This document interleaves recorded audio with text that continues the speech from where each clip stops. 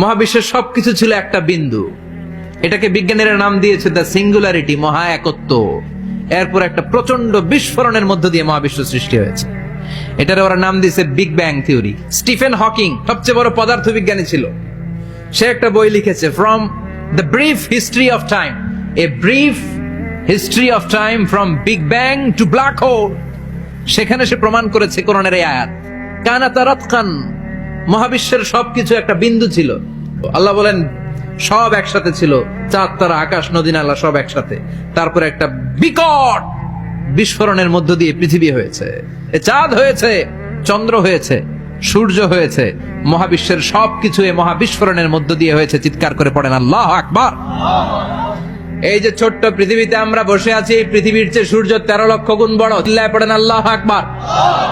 তার মানে কি সূর্যই সবচেয়ে বড়? না, সূর্যের চেয়ে অনেক বড় বড় তারা আছে।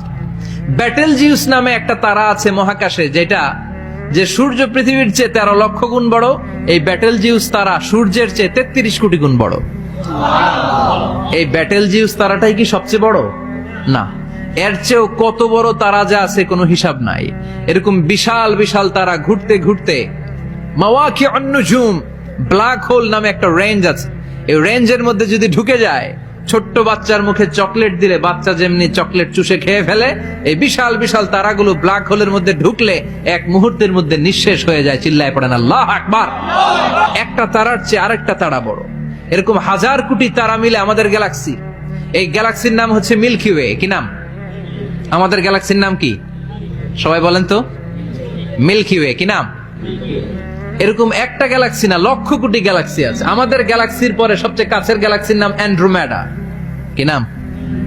এই অ্যান্ড্রোমেডা গ্যালাক্সি আমাদের গ্যালাক্সি থেকে 2.5 মিলিয়ন লাইট ইয়ার দূরে, মানে 25 লক্ষ লাইট ইয়ার। সুবহানাল্লাহ কইবেন না? আলোর গতি হচ্ছে পৃথিবীতে সবচেয়ে বেশি বর্তমান সময় পর্যন্ত। জানেন সেকেন্ডে কত মাইল? 1,86,000 মাইল। এক সেকেন্ডে আলো ছুটে 1,86,000 মাইল বেগে।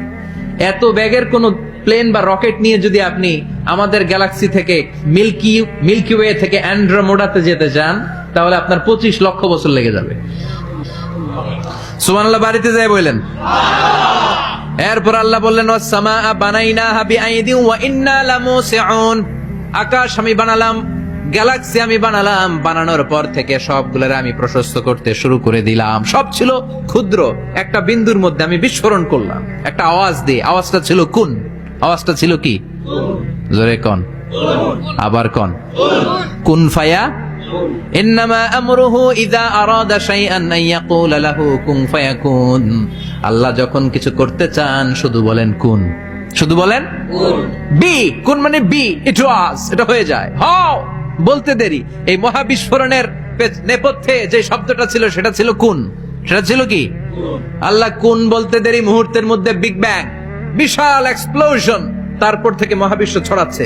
আল্লাহ বলছেন এই কোরআনের ভেতরে বলে দিয়েছেন, ওয়া ইন্না লামুসিউন।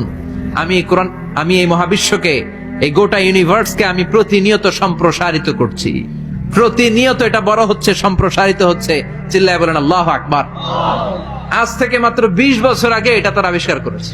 এটা কোন সাল? 2000। 20 বছর পেছনে গেলে কত? 1998, তাই না? এই 1998 সালে তারা আবিষ্কার করেছে সুপারনোভা কসমোলজি প্রজেক্ট। এই সুপারনোভা কসমোলজি প্রজেক্টে তারা এই সিদ্ধান্তে এসেছে যে মহাবিশ্ব কোন নামক এক বিস্ফোরণের পর থেকে যে সম্প্রসারিত হচ্ছে, আজ পর্যন্ত এটা শুধু বাড়ছে আর বাড়ছে, অ্যাক্সেলারেটিং হচ্ছে, এক্সপান্ডিং হচ্ছে, এটা কমছে না। কিয়ামত পর্যন্ত এটা বাড়তেই থাকবে। চিৎকার করে পড়েন আল্লাহ।